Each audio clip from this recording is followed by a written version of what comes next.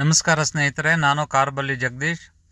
ಸ್ನೇಹಿತರೆ, ಬನ್ನಿ ಇವತ್ತಿನ ವಿಡಿಯೋದಲ್ಲಿ 16ನೇ ಕಂತಿನ ಗೃಹಲಕ್ಷ್ಮಿ ಯೋಜನೆಯ ಹಣ ಬಿಡುಗಡೆಗೆ ಶುರುವಾಗಿದೆ.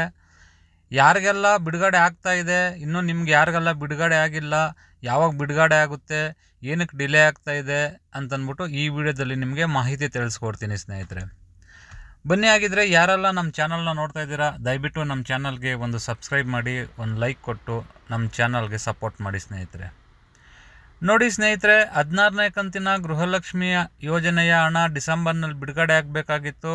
ಸ್ವಲ್ಪ ಡಿಲೇ ಆಗಿ ಜನವರಿ 14ರಿಂದ ಹಣ ಬಿಡುಗಡೆಗೆ ಪ್ರೊಸೆಸಿಂಗ್ ಸ್ಟಾರ್ಟ್ ಆಗಿದೆ ಸ್ನೇಹಿತರೆ. ಹೌದು ಸ್ನೇಹಿತರೆ, 16ನೇ ಕಂತಿನ ಹಣ ಈಗ ನಿಮ್ಮ ಖಾತೆಗಳಿಗೆ ಬರ್ತಾ ಇದೆ, ಜಮಾ ಆಗ್ತಾ ಇದೆ. ತುಂಬ ಜನಕ್ಕೆ ಜಮಾ ಆಗಿದೆ ಮತ್ತು ಸ್ವಲ್ಪ ಜನಕ್ಕೆ ಜಮೆ ಆಗಲಿಲ್ಲ. ಆಗದೇ ಇದ್ದವ್ರಿಗೆ ಈಗ ಜಮೆ ಆಗೋದಕ್ಕೆ ಶುರು ಆಗ್ತಾ ಇದೆ ಸ್ನೇಹಿತರೆ.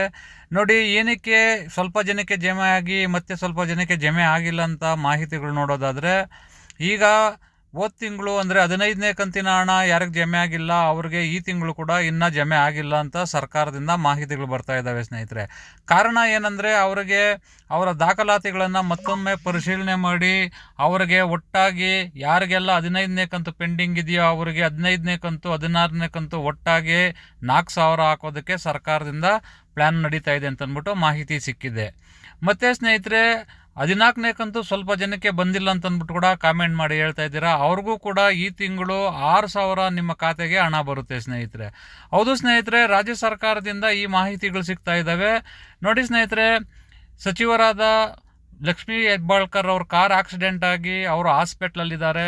ಹಾಸ್ಪಿಟ್ಲಿಂದ ಕೂಡ ಒಂದು ಮಾಹಿತಿ ಬರ್ತಾ ಇರೋದೇನಂತಂದರೆ, ಅವರು ಹೇಳಿದರು ಜನವರಿ 14ನಿಂದ ಎಲ್ಲ ಯಜಮಾನಿಯರಿಗೆ ನಾವು ಗೃಹಲಕ್ಷ್ಮಿ ಹಣವನ್ನು ಅವರ ಖಾತೆಗಳಿಗೆ ಹಾಕ್ತೀವಿ ಅಂತಂದ್ಬಿಟ್ಟು, ಅದನ್ನು ಈಗ ಆಲ್ರೆಡಿ ನಾವು ಪ್ರೋಸೆಸಿಂಗ್ ಸ್ಟಾರ್ಟ್ ಮಾಡಿದ್ದೀವಿ ಅಂತಂದ್ಬಿಟ್ಟು ಮಹಿಳಾ ಮತ್ತು ಮಕ್ಕಳ ಕಲ್ಯಾಣ ಇಲಾಖೆಯ ಸಚಿವರಾದ ಶ್ರೀ ಲಕ್ಷ್ಮೀ ಹೆಬ್ಬಾಳ್ಕರ್ ಮೇಡಮ್ ಅವರು ಕೂಡ ತಿಳಿಸಿದ್ದಾರೆ ಸ್ನೇಹಿತರೆ. ನೋಡಿ ಸ್ನೇಹಿತರೆ, ಆಗಿದ್ದರೆ ನಿಮಗೆ 16ನೇ ಕಂತಿನ ಹಣ ಇನ್ನೂ ಜಮೆ ಆಗಿಲ್ಲ ಅಂತಂದರೆ ನೀವು ಒಂದು ಎರಡು ದಿವಸ ಕಾಯಬೇಕಾಗುತ್ತೆ ಸ್ನೇಹಿತರೆ. ಏಕಂದರೆ ರಾಜ್ಯ ಸರ್ಕಾರದವ್ರು ಹೇಳ್ತಾ ಇದ್ದಾರೆ, ನಾವು ಈಗ ಪ್ರೋಸೆಸಿಂಗ್ ಆಲ್ರೆಡಿ ಸ್ಟಾರ್ಟ್ ಆಗಿ ಎಲ್ಲರ ಖಾತೆಗಳಿಗೆ ಹಣ ಜಮೆ ಆಗೋದಕ್ಕೆ ಶುರುವಾಗಿದೆ. ಸೊ ಹಂತವಾಗಿ ನಾವು ಎಲ್ಲರ ಖಾತೆಗಳಿಗೂ ಈಗ ಹಣ ಬಿಡುಗಡೆ ಮಾಡ್ತಾ ಇದ್ದೀವಿ, ಎಲ್ಲರ ಖಾತೆಗೂ ಹಣ ಹಾಕ್ತಾ ಇದ್ದೀವಿ ಅಂತಂದ್ಬಿಟ್ಟು ರಾಜ್ಯ ಸರ್ಕಾರದಿಂದ ಮಾಹಿತಿಗಳು ಸಿಗ್ತಾ ಇದ್ದಾವೆ ಸ್ನೇಹಿತರೆ.